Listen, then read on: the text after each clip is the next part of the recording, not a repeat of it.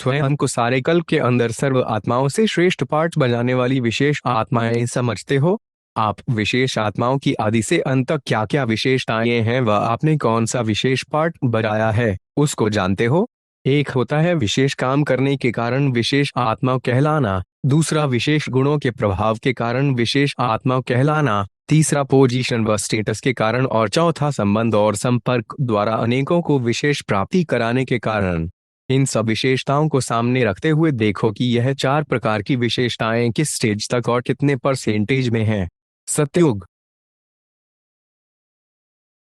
के आदि में आप विशेष आत्माओं की फर्स्ट स्टेज कौन सी होती है उनकी विशेषता आज के भक्त भी गाते रहते हैं, जिसमें संपन्न और संपूर्णता का गायन है, वे तो सबकी स्मृति में है ना। अब आगे चलो। सतयुग के बाद कहाँ आते हो डैश त्रेता। वहां की विशेषता क्या है? वहां की विशेषता भी इतनी ही प्रसिद्ध है कि जो आज के कलयुगी नेता उसी राज्य का स्वप्न देखते रहते कि ऐसा होना चाहिए। कोई भी प्लान सोचते हैं तो भी आपकी सेकेंड स्टेज को अति विशेष समझते हुए उसे सामने रखते हैं। और आगे चलो, त्रेता के बाद कहाँ आते हैं? द्वापर। लेकिन द्वापर में भी कहाँ पहुंचे? द्वापर में भी राज्य सत्ता तो होती है ना, वहां धर्म सत्ता और राज्य सत्ता दो टुकड़ों में बंट जाती है, इसलिए द्वापर हो जाता है। दो पुर होगे ना, एक राज्य सत्ता दूसरी धर्म सत्ता।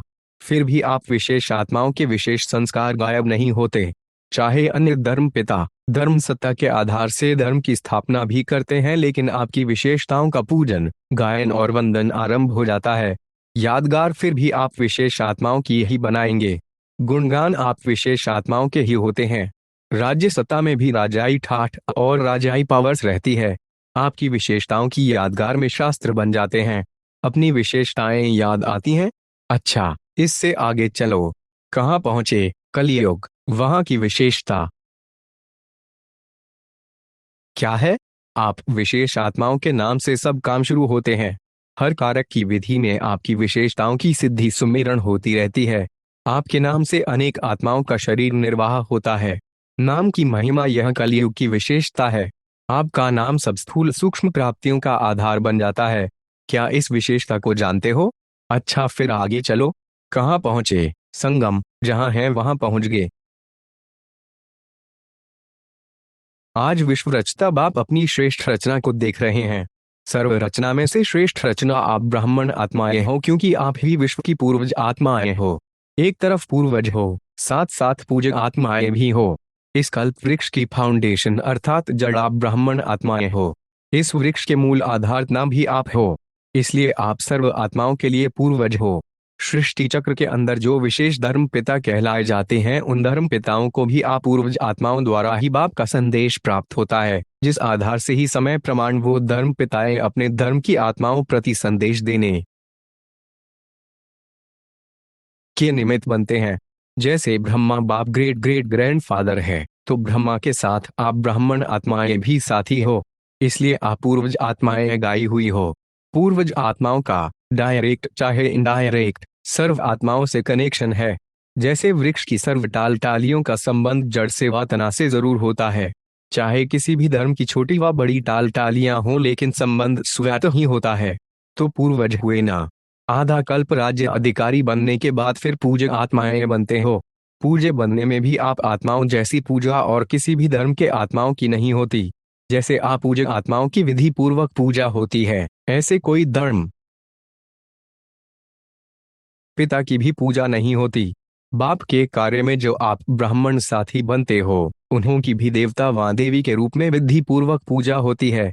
और कोई भी धर्म पिता के साथी धर्म की पालना करने वाली आत्माओं की विधि पूर्वक पूजा नहीं होती, गायन होता है। स्टैचू स्टैचू बनाते हैं, लेकिन आप जैसे पूज्य नहीं बनते। आपका गायन भी होता है तो पूजा भी होती है। गायन की विधि भी आप ब्राह्मण आत्माओं की सबसे न्यारी है। जैसे आप देवात्माओं का गायन बहुत सुंदर रूप से कीर्तन के रूप में होता है, आरती के रूप में होता है, ऐसे अन्य आत्माओं का गायन इसी प्रकार से नहीं होता। ऐसे क्यों होता? क्योंकि आप श्रेष्ठ रचना पूर्वज और पूज्य हो। आदि आत्माएं आप ब्राह्मण आत्माएं हो, क्योंकि आदि देव ब्रह्मा के सहयोगी श्रेष्ठ कार्य के निमित्त बने हो। अनादि रूप में भी परम आत्मा के अति समीप रहने वाले हो। आत्माओं का जो चित्र दिखाते हो उसमें सबसे समीप आत्माएं कौन सी दिखाते हो? उसमें आप हो। तो अनादि रूप में भी अति समीप हो, जिसको डबल विदेशी कहते हैं, नियरेस्ट और डियरेस्ट। ऐसे अपने को समझते हो। सद्गुरु द्वारा श्रीमत वरदान आपको ही प्राप्त है। तो अपने भाग्य को अच्छी तरह से जानते हो। भाग्य को स्मृति में रखते हुए झूलते रहते हो, गीत गाते रहते हो, वाह मेरा भाग्य। अमृत वेले से लेकर जब उठते हो तो परमात्म प्यार में लवलीन होके उठते हो। परमात्म प्यार उठाता है। दिनचर्या की आदि परमात्म प्यार होता है। प्यार नहीं होता तो उठ नहीं सकते। प्यार ही आपके समय की घंटी है। प्यार की घंटी आपको उठाती है। सारे दिन में परमात्म साथ हर कार्य कराता है। कितना बड़ा भाग्य है जो स्वयं बाप अपना परम धाम छोड़कर आपको शिक्षा देने के लिए आते हैं। ऐसे कभी सुना कि भगवान रोज अपने धाम को छोड़ पढ़ाने के लिए आते हैं? आत्माएं चाहे कितना भी दूर दूर से आए, परम धाम से दूर और कोई देश नहीं है। है कोई देश? अमेरिका, अफ्रीका दूर है? परम धाम ऊंचे ते ऊंचा दाम है। ऊंचे ते ऊंचे दाम से ऊंचे ते ऊंचे भगवान ऊंचे ते ऊंचे बच्चों को पढ़ाने आते हैं। ऐसा भाग्य अपना अनुभव करते हो। सदगुरु के रूप में हर कार्य के लिए श्रीमत भी देते और साथ भी देते हैं। सिर्फ मत नहीं देते हैं, साथ भी देते हैं। आप क्या गीत गाते हो? मेरे साथ साथ हो कि दूर हो? साथ है ना? अगर सुनते हो तो परमात्मा टीचर से, अगर खाते भी हो तो बाप दादा के साथ खाते हो। अकेले खाते हो तो आपकी गलती है। बाप तो कहते हैं मेरे साथ खाओ। आप बच्चों का भी वायदा है, साथ रहेंगे, साथ खाएंगे, साथ पिएंगे, साथ सोएंगे और साथ चलेंगे। सोना भी अकेले नहीं है। अकेले सोते हैं तो बुरे स्वप्न व बुरे ख्यालात स्वप्न में भी आते हैं। लेकिन बाप का इतना प्यार है जो सदा कहते हैं मेरे साथ सो, अकेले नहीं सो। तो उठते हो तो भी साथ, सोते हो तो भी साथ, खाते हो तो भी साथ, चलते हो तो भी साथ। अगर दफ्तर में जाते हो, बिजनेस करते हो तो भी बिजनेस के आप ट्रस्टी हो, लेकिन मालिक बाप है। दफ्तर में जाते हो तो आप जानते हो कि हमारा डायरेक्टर बॉस बाप दादा है। यह निमित्त मात्र है, उनके डायरेक्शन से काम करते हैं। कभी उदास हो जाते हो तो बाप फ्रेंड बनकर बहलाते हैं। फ्रेंड भी बन जाता है। कभी प्रेम में रोते हो, आंसू आते हैं तो बाप पोंछने के लिए भी आते हैं और आपके आंसू दिल के डिब्बी में मोती समान समा देते हैं। अगर कभी कभी नटखट होके रूठ भी जाते हो, रूठते भी हो बहुत मीठा मीठा, लेकिन बाप रूठे हुए को भी मनाने आते हैं। बच्चे कोई बात नहीं, आगे बढ़ो। जो कुछ हुआ बीत गया, भूल जाओ, बीती सो बीती करो, ऐसे मनाते भी हैं। तो हर दिनचर्या किसके साथ है? बाप दादा के साथ। आज बाप दादा अपने सर्व हाईएस्ट और होलीएस्ट बच्चों को देख रहे हैं। सभी बच्चे इस बेहद के ड्रामा के अंदर व सृष्टि चक्र के अंदर सबसे हाईएस्ट भी हो और सबसे ज्यादा होलीएस्ट भी हो। आदि से अब संगम समय तक देखो कि आप आत्माओं से कोई हाईएस्ट श्रेष्ठ बना है? जितना आप श्रेष्ठ स्थिति को, श्रेष्ठ पद को प्राप्त करते हो, इतना और कोई भी आत्माएं, चाहे धर्म पिताएं हैं, चाहे महान आत्माएं हैं, कोई भी इतना श्रेष्ठ नहीं रहे। क्योंकि आप ऊंचे ते ऊंचे भगवान द्वारा डायरेक्ट पालना, पढ़ाई और श्रेष्ठ जीवन की श्रीमत लेने वाली आत्माएं हो। जानते हो ना अपने को? अपने अनादिकाल को देखो। अनादिकाल में भी परमधाम में बाप के समीप रहने वाली हो। अपना स्थान याद है ना? तो अनादिकाल में भी हाईएस्ट हो, समीप, साथ हो, और आदिकाल में भी सृष्टि चक्र के सत्ययुग काल में देव पद प्राप्त करने वाली आत्माएं हो। देव आत्माओं का समय आदिकाल भी सर्वश्रेष्ठ है और साकार मनुष्य जीवन में सर्व प्राप्ति संपन्न श्रेष्ठ हो। सृष्टि चक्र के अंदर ये देवपद अर्थात देवता जीवन ही ऐसी जीवन है जहाँ तन, मन, धन, जन चारों ही प्रकार की सर्व प्राप्तियां प्राप्त हैं। अपनी दैवी जीवन याद है कि भूल गए हो? अनादिकाल भी याद आ गया, आदिकाल भी याद आ गया। अच्छी तरह से याद करो तो दोनों समय में हाईएस्ट हो ना। उसके बाद मध्यकाल में आओ तो द्वापर में आप आत्माओं के जड़ चित्र बनते हैं, अर्थात पूजक आत्माएं बनते हैं। पूजे में भी देखो सबसे विधिपूर्वक पूजा देव आत्माओं की होती है। आप सबके मंदिर बने हैं। डबल विदेशियों के मंदिर बने हुए हैं कि सिर्फ भारतवासियों के बनते हैं? बने हुए हैं ना। जैसे देव आत्माओं की पूजा होती है ऐसे और किसी आत्माओं की पूजा नहीं होती। कोई महात्मा वगैरह को मंदिर में बैठा भी देते हैं, लेकिन ऐसे भावना और विधि पूर्वक हर कर्म की पूजा हो, ऐसी पूजा नहीं होती। तो मध्यकाल में भी पूज्य रूप में श्रेष्ठ हो, हाईएस्ट हो। अब अंत में आओ, अब संगम युग पर भी ऊंचे ते ऊंचे ब्राह्मण आत्माएं, ब्राह्मण सुफरिश्ता आत्माएं बनते हो। तो अनादि, आदि, मध्य और अंत हाईएस्ट होगे ना। है इतना नशा? रूहानी नशा है ना। अभिमान नहीं, लेकिन सिमान है, सुमान का नशा है। स्व अर्थात आत्मा का, श्रेष्ठ आत्मा का रूहानी नशा है। तो सारे चक्र में हाईएस्ट भी हो और साथ साथ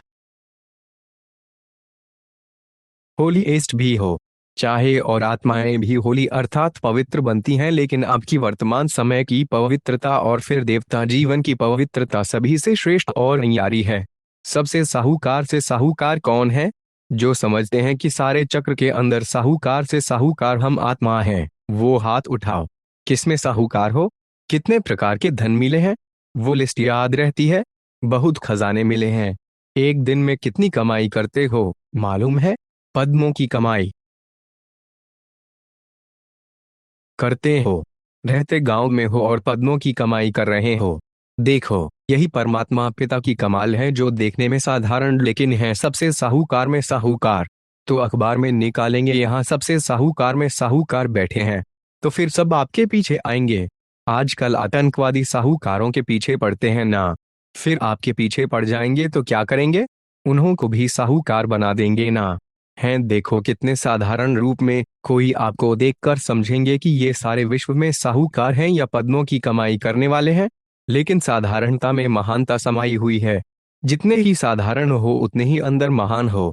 तो यह नशा रहता है, बाप ने क्या से क्या बना दिया और क्या क्या दे दिया, दोनों ही बातें याद रहती हैं ना। तो अखबार में निकालेंगे ना, richest in the world, richest in the world, विश्व में सबसे अधिक धनवान। और देखो, खजाना भी ऐसा है जिसको न चोर लूट सकता है, न आग जला सकती है, न पानी डुबो सकता है। ऐसा खजाना बाप ने दे दिया। अविनाशी खजाना है ना। अविनाशी खजाना कोई विनाश कर नहीं सकता। और कितना सहज मिल गया। जितना खजाना है उसके अंतर में मेहनत की है कुछ, त्याग किया या भाग्य मिला। त्याग भी किया तो बुराई का किया ना। बुराई छोड़ना भी कोई छोड़ना हुआ क्या? दुनिया कहती है त्याग किया और आप कहते हो भाग्य मिला है। साहूकार को साहूकार बनाना बड़ी बात नहीं हुई ना। गरीब को साहूकार बनाना यह है कमाल। जो आजकल के विनाशी धन के साहूकार हैं उनको बाप साहूकार नहीं बनाता। उनका भाग्य ही नहीं है। भाग्य है ही गरीबों का। कभी आपका नाम आया है हु इज हु नामी ग्रामी व्यक्तियों की लिस्ट में? और उनका आता है ना। और बाप की डिक्शनरी में हु इज हु में आपका नाम है। भगवान का बुक ही न्यारा है। तो इतनी खुशी है। धरती और आकाश को माप लो, उससे भी ज्यादा खुशी है ना। बेअंत है ना। आकाश और धरती तो हद हो जाएगी ना। आपकी उससे भी बेहद है। बेहद के मालिक बन गए हो ना। जब बाप भी बेहद का बाप है तो प्राप्ति भी बेहद की कराइएगा ना। तो क्या याद रहता है? बेहद का बाप मिला, बेहद का राज्य भाग्य मिला, बेहद का खजाना मिला। है नशा। हर कर्म में यह रूहानी नशा अनुभव होना चाहिए, स्वयं को भी और औरों को भी। चाहे वे समझें नहीं समझें, इतना तो कहेंगे ना कि ये खुशी मौज में रहते हैं। यह तो अनुभव करा सकते हो ना। सभी के मस्तक भाग्य की रेखाओं से चमक रहे हैं। एक है परमात्म पालना के भाग्य की रेखा, दूसरी है श्रेष्ठ शिक्षक द्वारा शिक्षा के भाग्य की रेखा, तीसरी है सद्गुरु द्वारा श्रीमत के भाग्य की रेखा। वह सौभाग्य आपका अथाह है, फिर भी आज यह विशेष तीन रेखाएं देख रहे हैं। आप भी अपने मस्तक में चमकती हुई रेखाएं अनुभव कर रहे हो ना। सबसे श्रेष्ठ है परमात्म प्यार के पालना की रेखा। जैसे बाप ऊंचे ते ऊंचा है तो परमात्म पालना भी ऊंचे ते ऊंची है। यह पालना कितने थोड़ों को प्राप्त होती है, लेकिन आप सब इस पालना के पात्र बने हो। यह पालना सारे कल्प में आप बच्चों को एक ही बार प्राप्त होती है। अब नहीं तो कब प्राप्त नहीं हो सकती। यह परमात्म पालना, परमात्म प्यार, परमात्म प्राप्तियां कोटों में कोई आत्माओं को ही अनुभव होती हैं। आप सभी तो अनुभवी हो ना। अनुभव है। पालना का भी अनुभव है, पढ़ाई का भी और श्रीमत का भी। अनुभवी मूर्त हो तो सदा अपने मस्तक में यह भाग्य का सितारा चमकता हुआ दिखाई देता है। सदा कि कभी चमकता हुआ सितारा डल भी हो जाता है क्या? ढीला नहीं होना चाहिए। अगर चमकता हुआ सितारा ढीला होता है, उसका कारण क्या है? जानते हो? बाप दादा ने देखा है कि कारण यह होता है, स्मृति स्वरूप नहीं बने हो। सोचते हो मैं आत्मा हूँ, लेकिन सोचता स्वरूप बनते हो, स्मृति स्वरूप कम बनते हो। जब तक स्मृति स्वरूप सदा नहीं बनते तो स्मृति ही समर्थी दिलाती है। स्मृति स्वरूप ही समर्थ स्वरूप है। इसलिए भाग्य का सितारा कम चमकता है। अपने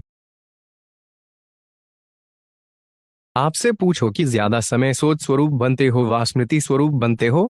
सोच स्वरूप बनने से सोचते बहुत अच्छा हो, मैं यह हूँ, मैं यह हूँ, मैं यह हूँ। लेकिन स्मृति न होने के कारण सोचते व्यर्थ संकल्प साधारण संकल्प भी मिक्स हो जाते हैं। वास्तव में देखा जाए तो आपका अनादि स्वरूप स्मृति सुसमर्थ स्वरूप है, सोचने वाला नहीं, स्वरूप है। और आदि में भी इस समय के स्मृति स्वरूप की प्रारब्ध प्राप्त होती है। तो अनादि और आदि स्मृति स्वरूप है और इस समय अंत में संगम समय पर भी स्मृति स्वरूप बनते हो।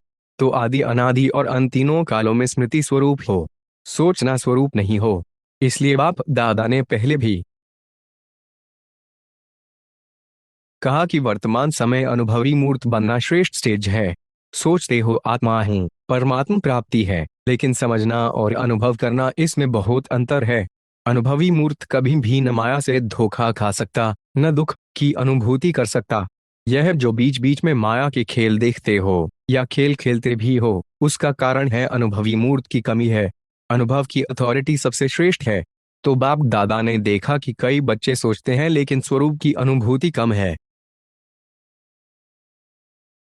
आप ब्राह्मण आत्माओं की प्योरिटी का प्रभाव आदिकाल से प्रसिद्ध है। याद आता है अपना अनादि और आदिकाल। याद करो अनादिकाल में भी आप प्योर आत्माएं, आत्मा रूप में भी विशेष चमकते हुए सितारे चमकते रहते हैं और भी आत्माएं हैं, लेकिन आप सितारों की चमक सबके साथ होते भी विशेष चमकती है। जैसे आकाश में सितारे अनेक होते हैं लेकिन कोई कोई सितारे स्पेशल चमकने वाले होते हैं। देख रहे हो सभी अपने को। फिर आदिकाल में आपके प्योरिटी की रॉयल्टी और पर्सनालिटी कितनी महान रही है। सभी पहुंच गए आदिकाल में। पहुंच जाओ, चेक करो मेरी चमकने की रेखा कितनी परसेंट में है। आदिकाल से अंतिम काल तक आपके प्योरिटी की रॉयल्टी पर्सनालिटी सदा रहती है। अनादिकाल का चमकता हुआ सितारा चमकते हुए बाप के साथ साथ निवास करने वाले। अभी अभी अपनी विशेषता अनुभव करो। पहुंच गए सब अनादिकाल में। फिर सारे कल्प में आप पवित्र आत्माओं की रॉयल्टी भिन्न भिन्न रूप में रहती है, क्योंकि आप आत्माओं जैसा कोई संपूर्ण पवित्र बने ही नहीं है। पवित्रता का जन्म सिद्ध अधिकार आप विशेष आत्माओं को बाप द्वारा प्राप्त है। अभी आदिकाल में आ जाओ। अनादिकाल भी देखा, अब आदिकाल में आपकी पवित्रता की रॉयल्टी का स्वरूप कितना महान है। सभी पहुंच ये सतयुग में। पहुंच गए। आगे कितना प्यारा स्वरूप देवता रूप है। देवताओं जैसी रॉयल्टी और पर्सनालिटी सारे कल्प में किसी भी आत्मा की नहीं है। देवता रूप की चमक अनुभव कर रहे हो ना। इतनी रूहानी पर्सनालिटी, यह सब पवित्रता की प्राप्ति है। अभी देवता रूप का अनुभव करते मध्यकाल में आ जाओ। आगे आना अनुभव करना सहज है ना। तो मध्यकाल में भी देखो, आपके भक्त आप पूजक आत्माओं की पूजा करते हैं, चित्र बनाते हैं। कितने रॉयल्टी के चित्र बनाते और कितनी रॉयल्टी से पूजा करते। अपना पूजक चित्र सामने आ गया है ना। चित्र तो धर्मात्माओं के भी बनते हैं, धर्म पिताओं के भी बनते हैं, अभिनेताओं के भी बनते हैं, लेकिन आपके चित्र की रूहानियत और विधि पूर्वक पूजा में फर्क होता है। तो अपना पूज्य स्वरूप सामने आ गया। अच्छा, फिर आओ अंतकाल संगम पर। यह रूहानी ड्रिल कर रहे हो ना। चक्कर लगाओ और अपने प्योरिटी का, अपनी विशेष प्राप्ति का अनुभव करो। अंतिम काल संगम पर आप ब्राह्मण आत्माओं का परमात्म पालना का, परमात्म प्यार का, परमात्म पढ़ाई का भाग्य आप कुटों में कोई आत्माओं को ही मिलता है। परमात्मा की डायरेक्ट रचना, पहली रचना आप पवित्र आत्माओं को ही प्राप्त होती है, जिससे आप ब्राह्मण ही विश्व की आत्माओं को भी मुक्ति का वर्षा बाप से दिलाते हो। तो यह सारे चक्कर में अनादिकाल, आदिकाल, मध्यकाल और अंतिम काल सारे चक्र में इतनी श्रेष्ठ प्राप्ति का आधार पवित्रता है।